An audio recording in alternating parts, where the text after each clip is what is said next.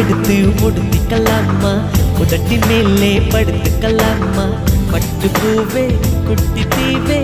விரலிடை தொட வரம்